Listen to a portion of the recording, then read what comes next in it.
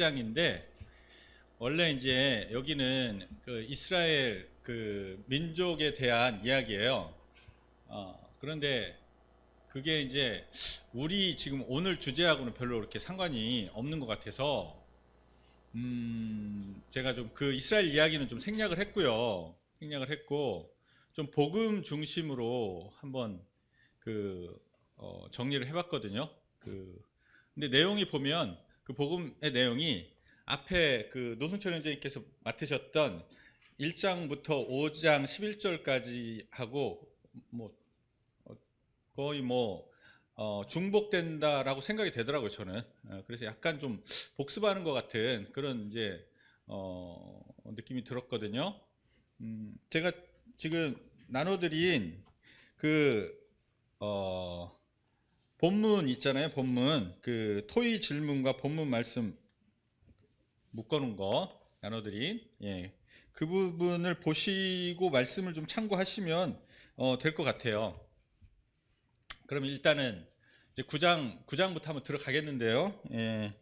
9장의 제목은 누가 참 하나님의 자녀인가, 하나님의 백성, 자녀, 하나님께 의롭다고 인정받은 사람인가, 누가, 그게 이제 제목이고요.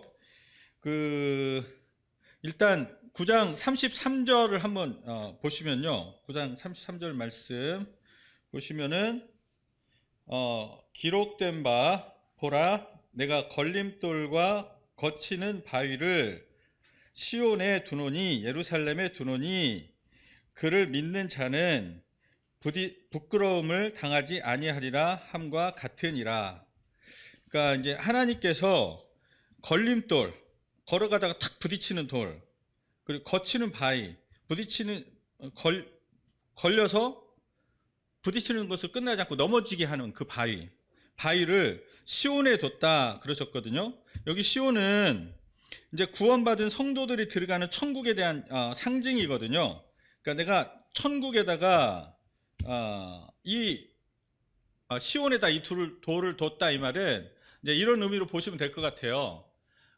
내가 물론 이 돌이 지금은 이제 이스라엘 그 땅에 있는 시온에 둔 돌이기 때문에 이렇게 이제 표현을 했지만, 우리가 생각할 때는 이 돌은 내가 이 시온을, 그래서 이 땅에 있는 하나님을 믿는다고 하는 사람들, 이 시대 이렇게 이제 우리는 생각하면 좋을 것 같아요.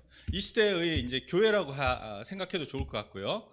하나님을 찾는 사람들이 모여 있는 곳, 교회, 아니면 구원을 사모하는 사람들, 구원을 받기 위해서 추구하는 사람들의 공동체, 모임, 이렇게 생각하셔도 될 것 같아요.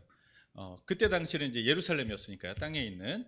거기에다가 내가 이런 돌을 뒀다는 거예요. 바위를 두고, 걸어가다가 탁 발에 걸리는 바위, 그리고 걸려갖고 넘어뜨리는 바위를 내가 이곳에 두었다.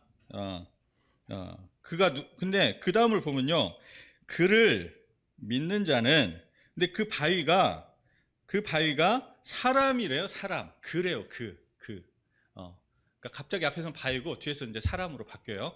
그 바위를 믿는 사람은 부끄러움을 당하지 아니하리라 함과 같으니라. 그러니까 이 바위가 지금 우리가 로마서 앞장 1장부터 쫙 9장까지 쫙 왔는데, 이 바위가 예수님을 말하거든요. 예수님을 말해요, 이 바위가. 근데 이 예수님이 이 구원을 갈망하는 사람들이 모여있는 공동체, 이 시온에서 구원을 찾는 사람들이 있는 그 길, 그 사람들이 걸어가는 그 길, 이렇게 봐도 돼요. 그 사람들이 걸어가는 그 길에서 걸림돌이 되시고 거치는 바위가 되셨다는 거예요. 왜 그러냐면, 누가 걸리냐면요, 이 돌에 누가 걸리고 누가 거쳐서 넘어지냐면, 내 노력으로 하나님께 의롭다고 인정을 받으려는 사람들, 내 노력으로 잘 행해서 구원을 받으려고 하는 그 사람들에게 이 돌이 그 사람들의 길을 못 가게 탁 부딪히게 하고 걸려 넘어지게 하고 그렇게 하는 역할을 한다는 거예요. 이 예수님이. 어, 그러니까 예수님은 인간적으로 보면은 그렇게 막 그 구원받기 위해서 그리고 착하게 살기 위해서 그렇게 노력하는 게 이제 좋은 거잖아요. 인간적으로 볼 때는 좋은 건데 그런 좋은 일을 하려는 사람들에게 오히려 그러니까 내가 열심히 노력해서 내가 구원을 받으려고 하는 그 사람들에게 그걸 못하게 하는 방해하는 돌이 되시고 바위가 되시겠다는 거예요. 그 사람들이 자기 뜻을 이룰 수 없게 만드는 돌이 되고 바위가 되게 하시겠다는 거예요. 예. 왜 그런지는 이제 우리가 앞에도 좀 들었죠. 행위로 구원받을 수 없다는 것을 예수님이 드러내는 역할을 한다는 거예요. 그렇게 노력하는 사람들에게 너 노력이 이게 제대로 안 됐잖아. 이 부분은 지금 잘못된 거잖아. 너 지금 실패하고 있잖아. 지금 네가 생각한 대로 안 되고 있잖아. 계속 그거를 드러낸다는 거예요. 너 하나님 앞에서 지금 네가 노력을 했지만 너 의롭지 않잖아. 이거를 예수님이 드러내신다는 거예요. 구원받을 수 없는 지금 행동하고 있잖아. 이거를 예수님이 지금 드러내신다. 이제 그런 말씀을 하시는 거거든요. 예. 그러니까 어떤 나의 행동으로는, 나의 노력으로는 구원을 받을 수 없다는 것을 드러내신다. 예수님께서 그것을 드러내시는 역할을 하신다.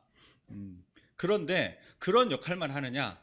아유, 내가 애써서 구원받을 수 없다는 것을 알려주시는 역할만, 내 행위가 잘못됐다는 것을 알려주시는 역할만 예수님이 하시는 게 아니고요. 보면은 그런데 그를 믿는 사람은 부끄러움을 당하지 않는다. 이렇게 또 말씀하세요. 않는다. 그러니까 일종의 이제 이런 거하고도 비슷하겠죠. 그 거치는 돌이 되시는 예수님, 그 예수님께 축 걸리는 거, 거쳐서 넘어지는 거, 그거 뭐냐면 그 예수님께 어떻게 보면 그 따지고 들고, 막 도전하고, 막 그 반대하고, 믿지 않고 이런 걸 뜻하겠죠. 그런 사람들은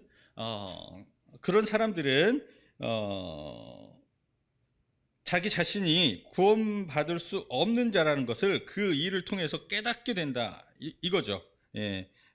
그리고 그렇게 하지 않고 이 예수님을 그렇게 행위로 노력하지 않고 그 행위로 구원받을 수 없다. 왜냐하면 너의 행위는 불완전하기 때문에 이걸 알려주시는 예수님의 말씀을 인정하지 않고 반박하고 반대하고 그런 사람들, 그런 사람들은 예수님이 구원받을 수 없는 사람이라는 것을 알게 하는 역할을 하시지만 그렇게 하지 않고 그 예수님의 말씀을 믿고 인정하고 깨닫고 받아들이고 나는 스스로의 힘으로는 안 되는구나. 예수님 말씀이 맞구나. 이것을 예수님 알게 해주실 때 그걸 인정하고 그걸 내가 시인하고 예수님 앞에서 딱 시인하고 그리고 받아들인 그 사람. 그러면 저는 어떻게 되나요?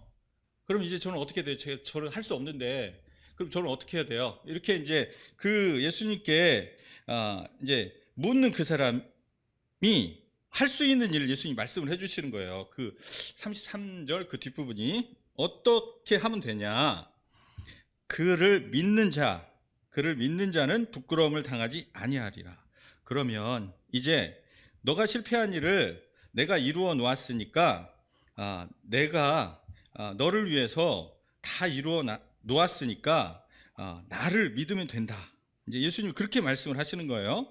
내가 너의 죄를 위해서 너의 죄의 값을 다 갚아 놓았고 그리고 너가 원하는 그 행복한 삶이 나한테 있고 그리고 너가 원하는 그 하나님을 닮은 삶이 나로부터 이루어질 수 있기 때문에 너가 내가 이루어 놓은 너를 위해서 내가 이루어 놓은 죄사함의 은혜, 이 은혜를 내가 이루어 놨는데 그 사실을 너가 받아들이면 너는 하나님께 의롭다고 이제 인정을 받아서 하나님이 너에게 구원받은 자녀로 인정을 해 주실 것이고, 너에게 구원받은 자녀에게 주시는 행복한 삶을 주실 것이고, 그리고 예수님이 살았던 그런 삶을 살 수 있도록 너를 인도해 주실 거야. 이런 말씀을 하시는 거예요. 이게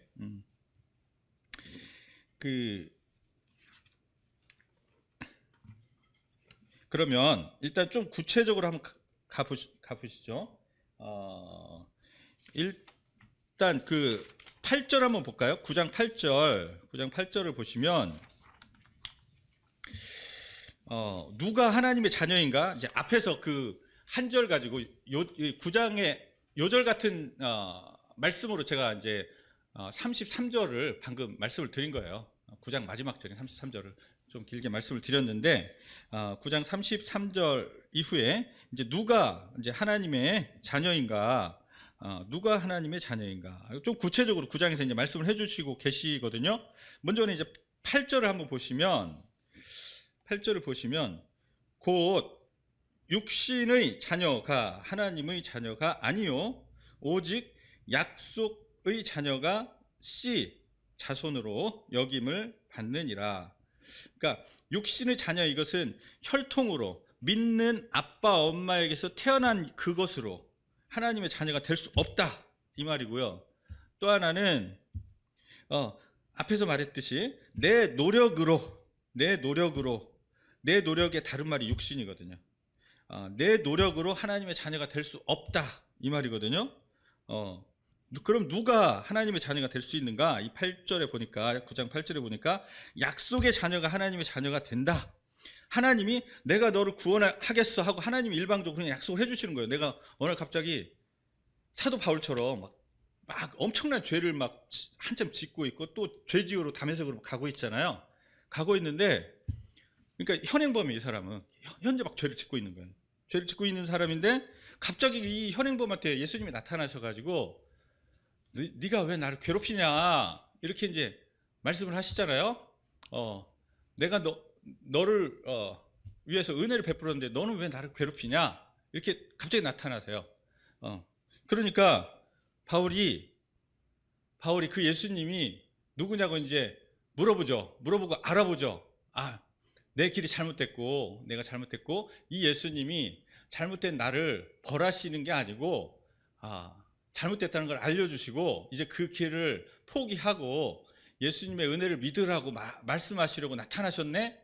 바울이 이제 이렇게 그걸 깨달아요. 그 자리에서 깨닫는데, 그런 것처럼 자기 행위하고 전혀 상관없이 그냥 일방적으로 내가 너를 구원하기로 했어, 이렇게 하신 그 약속에 의해서 구원을 받는다는 거예요. 근데 이 약속이 우리 구약 성경에 보면 제일 먼저 구원에 대한 약속을 누구한테 했냐면 아브라함한테 했어요. 아브라함한테 하나님이 내가 너한테서 한 자손을 태어나게 할 텐데 그 자손이 온 세상 사람들을 구원할 거야, 이렇게 약속을 하셨어요. 창세기 보면 구원자를 약속하셨어요. 구원자를 하나님이 자손으로 아브라함의 자손을 딱 약속하셨어요. 그러니까 아브라함도 구원을 받지만, 그리고 아브라함의 첫째 자손이 이삭도 구원을 받지만, 그 약속의 자손의 이제 중요한 의미 중에 하나는, 우리를 위해서 중요한 의미 중에 하나는, 이게 여기서 말하는 약속의 자손이라는 의미에 우리와 관련해서 중요한 의미는 뭐냐면, 하나님이 인류를 구원할 자손을 옛날에 약속을 하셨는데 그 자손이 왔다는 거예요. 근데 그 자손이 어떻게 인류를 구원하냐면 모든 사람의 죄값을 자기가 다 하나님께 형벌로 받아서 우리를 대신해서 벌을 받아서 우리의 죄가 용서되게 해서 우리로 하여금 구원받게 하시는 그 자손이 온다고 약속을 해놓으셨던 거예요. 약속을. 그래서 그 약속을 통해서 오신 그 예수님을 믿는 거는 하나님이 약속하신 자손이 되는 길이다, 이렇게 이제 성경이 말을 하고 있어요. 그래서 예수님을 믿는 게 바로 약속의 자손이 되는 거다. 약속하신 그 자손인 예수님을 통해서 온 세상을 구속하시겠다고 했는데 그 예수님이 오셔서 구원의 방법을 말씀을 하셨잖아요. 내가 너희를 위해서 죄값을 다 치러 놨는데 그것을 믿는 그는 하나님께 구원을 받는다. 이렇게 이제 그 약속의 자손이 오셔서 지금 선포를 하셨단 말이죠. 그래서 그 약속의 자손이 선포한 것을 믿을 때 우리도 구원받은 약속의 자손이 된다. 뭐 이 말이죠. 이 8절이 그러니까 일단은 약속의 자손이 돼야 된다. 이 말은 뭐예요? 예수님 믿어야 된다. 우리한테는 그런 의미인 거예요. 예수님, 약속의 자손인 예수님을 믿어야 된다. 예수님을 통해서만, 약속의 자손인 예수님을 통해서만 구원을 주신다. 이 말이죠. 그 다음에 두 번째, 이제 누가 하나님의 자녀가 되는가? 일단 약속의 자녀여야 되는데, 누가 약속의 자녀인가? 참 약속의 자녀인 예수님을 믿는 사람. 이제 이게 첫 번째라고 그랬는데, 두 번째는 30절에 이제 보시면, 30절에 보시면, 그런즉 우리가 무슨 말을 하리요? 의를 따르지 아니한 이방인들, 우리들이죠. 우리들이 하나님께 의롭다고 인정받는 의를 얻었으니 곧 믿음에서 난 의요. 그러니까 누가 하나님의 자녀가 되는가? 일단 그 약속의 자녀에 속해야 되니까 예수님께 속해야 하나님의 자녀가 되는데, 어떻게 하면 예수님께 속할 수 있는가? 그 하나님이 구원자로 약속해 놓으신 약속의 자손인 예수님께 속해서 우리도 함께 약속의 자손이 될 수 있는가? 어떻게 하면? 그 예수님이 우리를 위해서 하신 그 일을, 그 대속의 십자가의 은혜를 믿을 때 그 약속의 자손이 된다. 이제 이 말을 하는 거죠. 예. 그러면서 이제 강조를 하는 거예요. 강조. 아까 우리가 지금 그 9장 33절을 읽었잖아요. 뭐라고요? 뭐 그런 게 어디 있어요. 아무리 하나님이 인류를 구원할 사람으로 약속한 아브라함의 참 그 자손이 예수님이라고 해도, 그렇다고 그래서 어떻게 단순히 그 예수님만 믿는 것으로 그 놀라운 구원을 어떻게 얻을 수 있습니까? 저렇게 유대인들을 좀 보세요. 유대인들은 지금 막 엄청나게 막 하나님께 의롭게 행하려고 막 율법을 이렇게 엄청나게 열심히 행하고, 정말 내가 봐도 너무 존경스럽게 막 율법을 열심히 행하려고 저렇게 노력하고 있는데, 저 사람들도 받기 어려운데 어떻게 단지 그 구원할 자손으로 약속하신 그 약속의 자손 예수님을 믿는 것만으로 어떻게 그 놀라운 저 유대인들도 받기 어려운 구원을 어떻게 그렇게 그냥 그분을 믿는 것만으로 어떻게 받을 수 있습니까? 도저히 그건 믿어지지가 않습니다. 도저히 믿을 수가 없겠습니다. 도저히. 나는 저 노력하는 사람들 옆에 보면 너무 창피하고 너무 비교되고, 감히 내 자신을 바라보게 돼요. 저 사람들 옆에만 가면 막 비교돼갖고 막 저 사람들이 거울처럼 막 내 자신을 보게 만들어서 형편없는 내 모습을 보고, 저 사람들만 볼 때마다 내가 주눅이 들고 그러는데, 저 사람들이 저렇게 노력해도 막 구원을 잘 못 받는데 어떻게 저 엄청난 노력을 하기는커녕 죄를 이렇게 많이 짓고 있는데 내가 어떻게 구원을 저렇게 믿는다고 받습니까? 그건 말도 안 돼요. 내가 도저히 못 믿겠습니다. 이렇게 지금 말을 하는 거예요. 속에서 사람들이 예수님 이렇게 딱 복음을 전해주시면, 그러니까 예수님 뭐라고 하시냐면, 아까 그 9장 33절에 그래서 이렇게 말씀을 하신 거예요. 아까 저희가 읽었잖아요. 요절로 9장 33절. 아니야. 뭐라고 말씀하셨죠? 9장 33절 그 뒷부분에 아니야. 나를 믿으면 이 예수님이 나를 위해서 죄 사함을 이루어 놓으셨다는 그 사실을 믿으면 부끄러움 당하지 않아. 그러면 구원받아. 하나님이 너에게 창피하게 안 해. 그리고 다른 사람 앞에서도 부끄러움 안 당해. 그리고 네 마음도 너를 부끄럽게 안 해. 너가 그 예수님 믿기만 하면 네 마음이 당당해지고 담대해지고 평안해지고 기뻐지고 그리고 행복해지고 그리고 그 예수님 믿고 있으면 힘이 생겨서 행복해지고 그리고 거기서 끝나는 게 아니야. 예수님이 또 인도하셔. 목자처럼 그 예수님이 나를 잘 인도하셔. 그래서 그냥 그 좋은 예수님이 인도하신 대로 따라가면 내가 막 나를 주눅들게 했던 저 사람보다도 훨씬 하나님이 칭찬하는 그 뛰어난 삶을 살 수 있어. 사실은 저 사람들은 겉모습만 저러한 거야. 우리가 속을 못 봐서 그렇지 마음은 엉터리라고 그러셨어. 근데 우리는 마음까지 하나님이 인정해 주신 그런 삶을 살 수 있게 돼. 이렇게 지금 말씀하시는 거예요. 그래서 믿어야 된다니까 이렇게 말씀을 하시는 거예요. 지금 그래도 믿어야 돼 이렇게 말씀을 하시는 거예요. 그러니까 도저히 안 믿어지는데, 그러니까 이 말씀을 이 9장 33절의 이 말씀을 그래서 한 번 더 해요. 한 번 더 강조를 해. 어디서 강조를 하냐면요, 10장에서 한 번 더 강조를 해요. 10장 몇 절인지 알아요? 똑같은 말씀 또 나와요. 10장에. 왜 자꾸 그런 생각을 하니까 난 도저히 안 될 것 같고 난 도저히 안 믿어져. 난 그런 방법으로 구원이 있을 수 있다는 거 난 도저히 믿기지가 않아. 그게 10장. 그래서 계속 지금 하나님이 예수님을 통해서 우리를 구원하신 하나님이 그래서 예수님, 내 아들 예수님이 너를 위해서 이렇게 큰 일을 해놨는데 믿기만 하면 돼. 믿어. 그러면 너 마음에 구원의 확신이 생길 거야. 하나님이 보증을 해주시는 거예요. 장담을 강조를 하시려고, 믿으라고 강조하시려고. 그럼 네가 원하는 그 평안이 너에게 올 것이고, 네가 원하는 구원의 확신이 너에게 올 것이고, 네가 원하는 행복한 삶이 너에게 올 것이고, 네가 원하는 보람된 삶, 가치 있는 삶이 너에게 올 거야. 이렇게 지금 말씀을 하시는 거예요. 단지 애쓰지 않고 예수님을 믿으며, 그 예수님을 나의 구주라고 믿으며 그렇게 될 거야. 이렇게 이제 말씀을 하시는 거예요. 자꾸 그거를 강조하시려고 11절에서 10장 11절에서 말씀을 또 하시는 거예요. 10장 11절 보면 같은 말씀이 또 나오잖아요. 10장 11절에 자 10장 11절에 한번 읽어줄래요? 누가? 로마서 10장 11절 여기 노트에 있죠.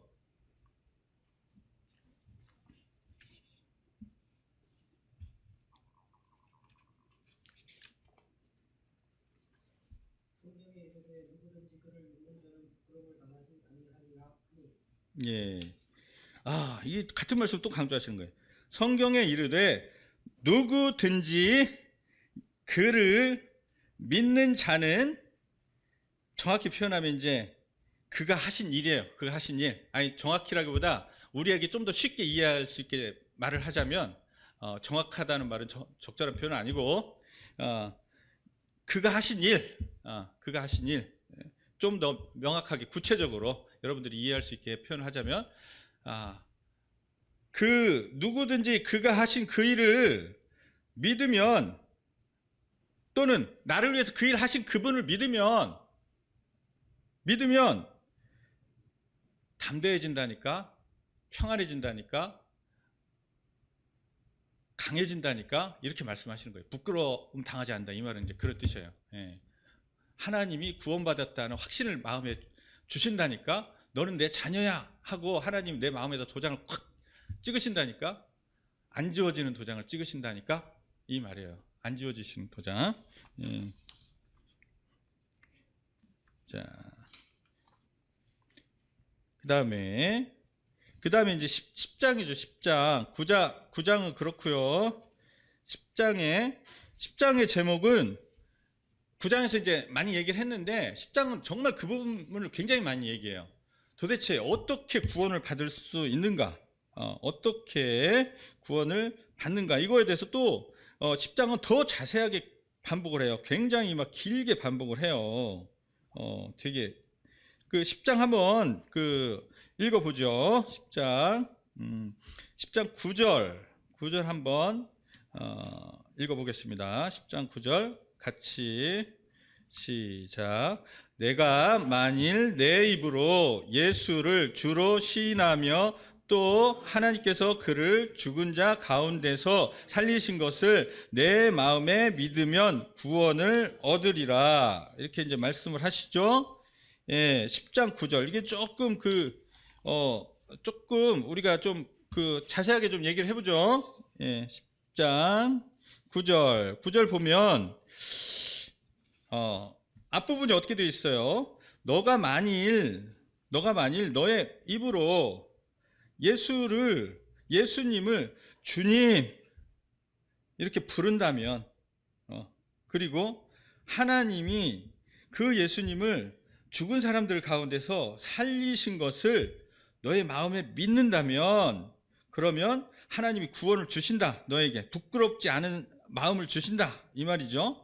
근데 이 말 속에는 많은 내용이 들어가 있어요. 그 내용이 앞부분에 다 이렇게 다뤄져 있거든. 1장부터 지금 8장까지 내용이 이제 이렇게 다 얘기를 했어요. 그런 내용들, 그 내용을 가지고 지금 여기 10장에 온 거기 때문에 그 내용을 담겨 있는 거예요, 여기에. 근데 대략적으로 이제 그 내용을 보면 어떤 내용이냐면, 예수님을 주님으로 내가 너 마음에 시인을 하면, 이 말은 주님, 이 말은 예수님이 바로 세상을 창조하신 창조주 하나님이시다.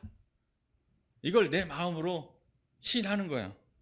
그리고 예수님이 바로 온 세상 사람을 구원하시기 위해서 자기를 십자가에 못 박히게 내어주신 구원의 주이시다. 구원의 주님이시다. 자기 몸을 들여서 온 세상 사람들을 구원하려고 자기 몸을 값으로 내놓은 분이다. 그래서 죄의 노예로 팔려있던 우리를 다시 되사셔 우리의 새로운 주인이 되셨는데, 그 주인은 옛날 주인하고 다르게 자유를 주신 주인이 되셨다는 거예요. 그래서 구속주가 되셨다. 구원주가 되셨다. 이거를 이제 고백하라는 거예요, 내 입으로. 구원주, 대속주. 그리고 또 하나는 구원해 내셔서 인도하시는 분, 인도자, 목자, 양들을 이렇게 목자가 인도하잖아요. 주인이 자기 소유를 인도한단 말이죠. 예수님 우리를 인도하시는 주인이란 말이에요. 인도하는 주인. 그러니까 인도자. 예수님이 주님이시다. 이거는 이제 내 인도자, 내 인생의 인도자시다. 예수님이 이렇게 마음으로 믿은 사람이 그렇게 예수님을 향해서, 당신은 나를 창조하신 창조주 하나님이십니다. 당신은 나를 구원하시기 위해서 자기 몸을 희생하신 나의 구원주이십니다. 구속주이십니다. 대속주이십니다. 당신은 이제 내 인생에 인도하시는 인도자이십니다. 이렇게 고백하라는 거예요, 주님을 향해서. 그럼 구원을 받는다는, 그 마음에 그 순간 구원을 받는다는 거예요. 예. 그리고 뒷부분에 보면 어떻게 나와 있죠? 9절 뒷부분. 또 하나님께서 그를, 예수님을 죽은 사람들 가운데서 살리신 것을, 부활하게 하신 것을 너의 마음에 믿으면 구원을 받으리라. 앞부분하고 뒷부분이 다른 게 아니에요. 믿어야 말을 하죠. 거짓말할 수는 없잖아요. 믿는 사람이 표현하는 거잖아요. 그러니까 같은 사건을 강조해서 두 번 표현한 거예요, 다르게. 근데 입 없는 사람은 어떻게 하나요? 그 사람도 마음으로 말하잖아요. 말은 다 하거든. 예. 그러니까 근데 말은 믿어야 하는 거거든. 믿어야 하는 거거든. 예. 그러니까 그 뒷부분에 보면, 죽은 자 가운데서 예수님을 하나님께서 죽은 자 가운데서 살려내신 것을 너의 마음에 믿어서 그 예수님을 주님 이렇게 이제 부르면, 그 예수님을 믿어서 주님 부르면 이제 구원이 생긴다는 거예요. 근데 왜 꼭 이 죽은 자 가운데서 살아나신 것을 내 마음에 믿어야 될까요? 왜? 왜냐하면 하나님께서, 내가 그걸 믿는다, 이 말은 무슨 말이냐면, 예수님은요 창조주가 맞고요, 그리고 나를 구원해내신 대속주가 맞고요, 나의 인도자가 맞아요. 왜냐하면요, 하나님이, 예수님이 그런 분이라는 것을 증명하시려고, 우리가 못 믿을까 봐 우리에게 증명해 주시려고 그분을 죽은 사람 가운데서 영원히 죽지 않은 몸으로 살려내셨어요. 그게 증거예요. 이렇게 믿으라는 거예요. 이렇게 그러니까 그렇게 예수님을 믿을 수 있게 증거로 우리에게 보여주시려고 하나님이 살려내셨다는 거예요. 그러니까 믿으라는 거예요. 예수님의 나를 그런 구원주가 되시기 위해서 하나님이 나에게 그 사실을 믿게 하시려고 보여주시려고 살려내셨다. 예수님을 그렇게 믿으라. 그러니까 죽은 자 가운데서 하나님이 예수님을 살려내셔서 죽었는데 우리를 어떻게 인도하겠어요? 네? 살아나야 인도를 하죠. 네. 네. 살려내셔서 우리에게 증거로 보여주셨고 그리고 우리의 인도자가 되어주셨고 또 하나님 앞에서 우리를 위해서 우리가 죄 짓고 실수할 때가 참 많거든요, 사실. 근데 그 죄도 두 종류가 있잖아요. 내가 많은 죄를 짓는데 죄 짓는지도 모르고 그냥 그 하루를 지나가. 예수님이 다 옆에서 다 하나님께 하나님 제가 이 죄를 위해서 죽었습니다. 용서해 주십시오. 이렇게 그냥 지나가는 거예요. 근데 중요한 죄, 자녀니까 그리고 우리를 이제 교육하시려고 또는 너무 큰 죄를 지으면 바로 이 땅에서 못 살고 하나님 바로 죽게도 하시거든요. 그렇게 큰 죄를 지어서 더 구원의 길을 잃어버릴 수도 있잖아요. 그래서 큰 죄를 지을 때도 그 구원의 길을 연장해 주시려고 안 죽이셔요. 하나님 안 죽이시고 그 하나님 앞에 예수님 기도하세요. 제가 저 자녀를 위해서 제가 값을 이미 지불해 놨습니다. 한 번 더 기회를 주십시오. 구원받을 수 있는. 저렇게 큰 죄를 지었지만 한 번 더 기회를 주십시오. 이렇게 이제 하나님 앞에서 기도하고 계신다는 거예요. 그 자녀를 위해서요. 자녀. 우리가 모르는 죄도 있지만 구원받은 자녀가 아는 죄, 그래서 막 가책이 되는 죄가 있어요. 가책이 되는데 그러면 그 죄를 우리가 예수님이 알려주죠. 왜냐하면 구원받은 사람들을 예수님이 자녀로 양육해야 되니까 좋은 자녀로 너 이거 잘못했다 이렇게 알려주시면 우리가 예수님께 잘못했습니다 이렇게 인정하면 돼요. 그러면 예수님이 그 죄에 대해서 아버지 이제 그 죄를 회개를 안 해도 우리 성도가 지옥은 가지 않지만 회개를 안 하면 예수님과 친하게 사귈 수가 없어요.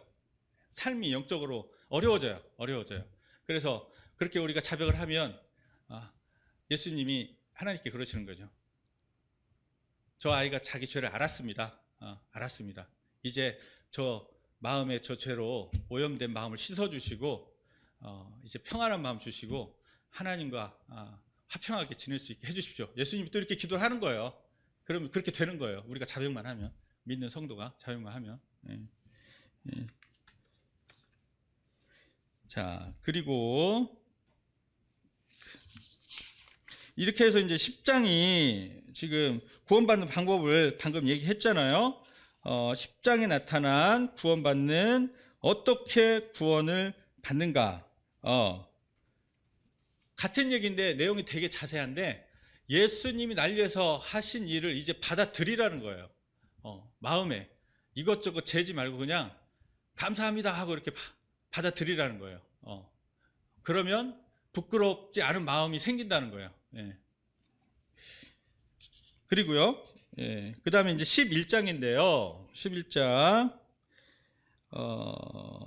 보면 참 많은 얘기가 나오는데 11장은 이제 32절만 한번 같이 보면 좋겠어요. 32절 한번 보고 11장 32절 같이 한번 읽어보겠습니다. 시작. 하나님이 모든 사람을 순종하지 아니하는 가운데 가두어 두심은 모든 사람에게 긍휼을 베풀려 함이로다. 이거는 이제 해석을 잘해야 돼요.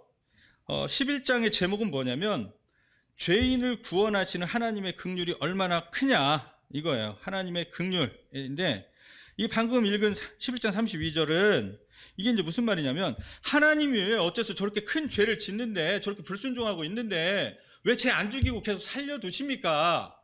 왜 살려서 이 땅 가운데 이렇게 머물러서 그 가운데 머물러 살게 하십니까? 여기서 가둔다, 불순종하지 아니하는 가운데 가두어 두신다. 이것은 꼭 부정적인 의미만이 아니에요. 여기서 가두어 두신다 이 말 중에 부정적인 의미도 있어요. 어떤 의미냐면 그에게 자기가 죄를 짓고 있다는 걸 깨닫게 한다는 거예요. 죄인이라는 걸 깨닫게 한다는 거예요. 그래서 마음이 죄책감으로 괴롭게 한다는 거예요. 어떤 사람에게 하나님, 야, 너 이거 잘못했어. 이제 너 죄사함 받아야 돼. 이렇게 하나님이 온유하게, 아주 온유하게 다정하게 얘기하시는데도 계속 그걸 듣지 않는 사람이 있잖아요. 그걸 계속 듣지 않는 사람에게는 하나님이 율법으로 매질을 하세요. 이렇게 세게, 죄책감을 갖게 딱 세게. 그렇게 해서 죄책감으로 막 그 사람이 죄를 깨닫도록, 그렇게라도 깨닫도록. 우리가 그러잖아요. 우리가 잘못을 처음에 할 때부터 막 야단치는 그런 어른은 안 계시잖아요. 잘 안 계시잖아요. 그런 의미가, 일단 부정적인 의미 중에는 그런 의미가 있어요. 근데 그런 의미가 있고, 또 한편으로 더 중요한 의미는 순종하지 아니하는데 계속 지금 살려두고 계시다는 거예요. 죽지 않고 계속 살려서 이 땅에 머물게 해두신다는 거예요. 그 이유가 뭐냐면 뒷부분에 나오죠. 그렇게 머물러 있게 하심은 그들에게 구원의 은혜인 긍휼을 받게 하려 하심이다. 이런 의미라는 거죠. 일단 여기까지 했고요. 좀 두서가 없지만 이걸로 이제 끝내는 걸로 하고요. 됐네요. 예. 감사합니다. 질문을 좀 에 대해서 예. 보통 이렇게 일반적으로 자신이 죄인인 것을 잘 알면은 예. 쉽게 구원을 받는다라는 예. 그런 얘기가 있어요. 예. 그런 부분하고 예. 그다음에 자신이 이제 죄인이라는 것을 아는 사람은 사실 많지 않습니까? 예. 그렇다고 꼭 예수님을 잘 믿으라는 법은 없거든요. 예. 그런데 이제 왜 그렇게 얘기를 하는지 한번 이 복음의 관점에서 예. 한번 좀 의견을 주시면 감사하겠습니다. 예.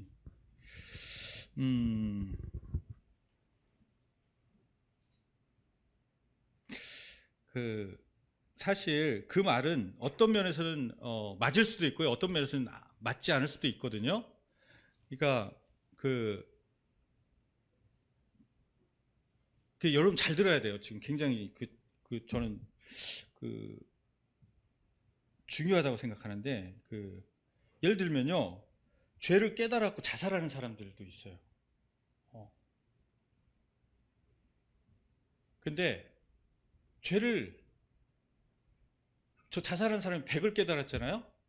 근데 어떤 사람은 그 사람에 비해서 다른 사람이 볼 때 그 자살한 사람에 비해서 저 사람이 100을 깨닫고 죽어버렸는데 이 사람은 1만 깨달았어요. 1만. 그 예수님을 그리고 믿어가지고 구원받았어요. 그런 사람도 또 있거든요. 그러니까 더 중요한 거는, 죄는 사실 하나님이 죄를 깨닫도록 우리 마음에 죄를 깨닫는 장치인 양심 같은 걸 주셨잖아요. 그러니까 어떤 면에서 보면 다 죄를 깨닫고 있어요. 다 죄를 깨닫고 있어요. 어떤 면에서 보면. 더 중요한 거는, 너가 죄인이잖아, 이런 걸 하나님 말씀하실 때 맞습니다 하고 인정하고, 그런 너를 위해서 내가 너를 구원하려고 내가 내 몸을 십자가에 제물로 희생했지, 이렇게 예수님이 말씀해 주실 때, 그 말씀을, 죄를 깨닫는 것보다 더 중요한 게 그 말씀을 감사하게 받는 게 더, 믿는 게 더 이제 중요하다는 생각이 들어요. 예, 믿는 마음, 겸손한 마음. 예. 예, 그렇게 말씀하시니까 제가 이제 생각나는 게, 복음 집회 가면 항상 말씀 듣거든요. 예. 그럼 거기에 결국은 이제 죄인이라는 얘기잖아요. 그러니까 죄인이라는 얘기를 하는데 거기서 이제 결단을 못 하는 거예요. 그래서 그렇지, 알았어요. 난 정말 죄인이야 하고 이제 또 돌아와요. 또 가. 그럼 또 죄인이라는 얘기, 맞아요. 딱 이제 고개를 끄덕이는데 최종 결단을 못 하는 거예요. 그러니까 제 얘기를 하는 겁니다. 그러니까 예. 최종 결단을 못 하고, 이거 어떻게 하지 하고 이제 우유부단하잖아요. 예. 그러니까 그래서 그냥 그런 식으로 계속 왔다 갔다 하는 거예요. 근데 그렇게 이제 고등학교까지 가는 거예요. 예. 그 다음에 이제 어느 순간 계속 이렇게 갈 것인가, 라는 갈등을 하다가 믿어야겠다 라는 이제 생각을 하고, 이번 예. 캠프에서 난 믿어야 돼. 이제는 더 이상 음. 못 밀어. 예. 그 내용은 다 똑같이 들었던 거예요. 그래서 내가 죄인이란 얘기야. 근데 거기서 그 사람이 믿는 마음으로 주님을 바라볼 때, 이제 제가 이제 한 거는 딱 한 가지밖에 없어서 믿겠습니다. 딱 한마디 했는데 그 다음부터 모든 게 싹 다 해결됐거든요. 예. 그래서 그런 걸 봤을 때 이 말씀이 이제 저는 경험했다고 생각하는데, 마음으로 믿어 의에 이르고 입으로 시인하여 구원에 이르나니, 예. 그렇게 이제 가르쳐 주신 거죠. 예. 방법론. 예. 예. 네. 그렇습니다. 예.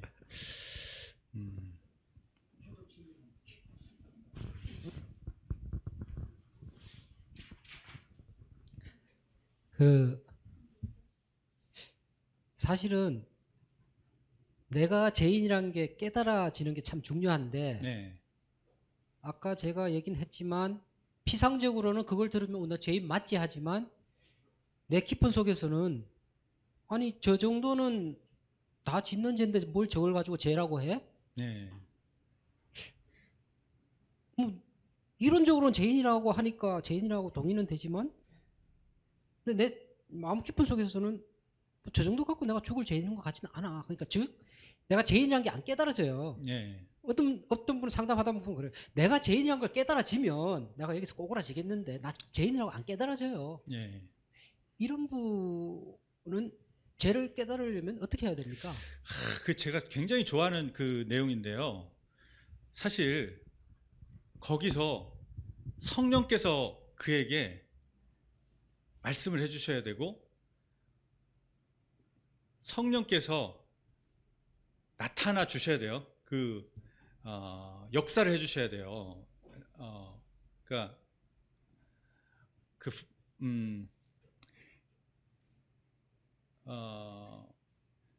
성령의 역사가 있어야 된다. 이게 참 막연한 표현이에요. 근데 굉장히 막연한 표현이에요. 성령의 역사가 뭔지, 성령의 역사가 있어야 되는데, 형님 한 표현해 줄 수 있어요? 성령의 역사가 그때 뭘까? 네. 저는 제 스스로 답을 가지고 질문을 했는데, 예. 사실은 경험도 있고, 예. 성령의 역사는 그냥 일어나진 않거든요. 예. 우리 말씀에도 그런 게 있는데, 우리가 내가 죄인이라고 깨달아지지 않을 때는 하나님은 항상 어떠한 것을 우리한테 주실 때 우리 쪽에서 먼저 적극적으로 나아오기를 원하세요. 예. 자, 안 깨달아지는데 내가 죄인임이라 하는 거는 거짓말이에요. 그러면 안 깨달아지는데 이론적으로는 이해가 됐으면, 예. 우리가 하나님 앞에 최소한 하나님 앞에 나아가서 이렇게 하는 자세가 필요하다고 생각돼요. 저는 뭐냐면, 주님, 이론적으로는 내가 죄인이라는 게 깨달아지는데 내 마음 깊은 속에서는 이거 가지고는 내 죄 때문에 주님이 십자가 돌아가셨던 게 안 믿어진다. 하나님이 계시고 예수님이 계시고 성령이 역사하신다면은 성령이 역사해서 내 마음속에 정말 내가 죄인이라는 걸 깨닫게 해주십시오. 나 꼬꾸라지게 해주십시오. 그렇죠. 이런 기도가 나는 필요하다고 생각해요. 예. 근데 그 마음을 주는 것도 성령의 역사. 그래서 성령의 역사를 구해야 된다는 거예요. 성령과 예수님과 하나님은 똑같은 분이시고 똑같은 성품을 가지시고 똑같은 마음을 가지셨는데, 차이점이 하나 있다면 성령은 심부름하러 오셨거든요. 예수님의 마음, 하나님의 마음 그대로 가지시고 오셔갖고 심부름하러 우리한테 오셔가지고 우리한테 말씀을 하시는 거예요. 우리 마음에서 성령이 말씀을 하시는 거예요. 성령이 너가 이래서 하나님 앞에 너는 지금 그 자녀가 아닌 버려진 상태에 있잖아. 하나님 너를 지금 부르고 계셔. 하나님 이렇게 지금 좋은 복음으로 너를 초청하고 계셔. 이렇게 말씀을 해주시거든요. 성령이 마음에서. 그 성령이 어떤 분이신가 하는 경험으로 느끼려고 할 필요는 없고, 그런 음성이 내 안에, 내가 생각하지 않은 음성이 내 안에서 있다는 거예요. 그분을 내가 느낌으로 경험하려고 할 필요는 없고, 말씀을 내 안에서 내가 지어낸 생각이 아닌 음성으로, 생각으로 말씀해 주신다는 거예요. 그 성령께서 내 마음 중심에다가 하나님의 사자가 돼가지고 하나님의 심부름꾼이 돼서 하나님의 마음으로 그렇게 나에게 온유하게, 때로는 조금 부모님이 그러시듯이 사랑의 어떤 그 책망 섞인 음성으로도 말씀하실 때가 있고요. 그렇게 말씀을 하신다는 거죠. 그 성령의 음성을 있기를 사실은 사모할 필요도 있다고 생각이 돼요. 예. 혹시 다른 분 추가 질문 있으세요? 편하게 질문하셔도 돼요. 우리 학생들 없습니까? 없으면 지금이 3시 23분인데요. 3시 35분에 마지막 강의하도록 하겠습니다. 박수 한번 보내주십시오.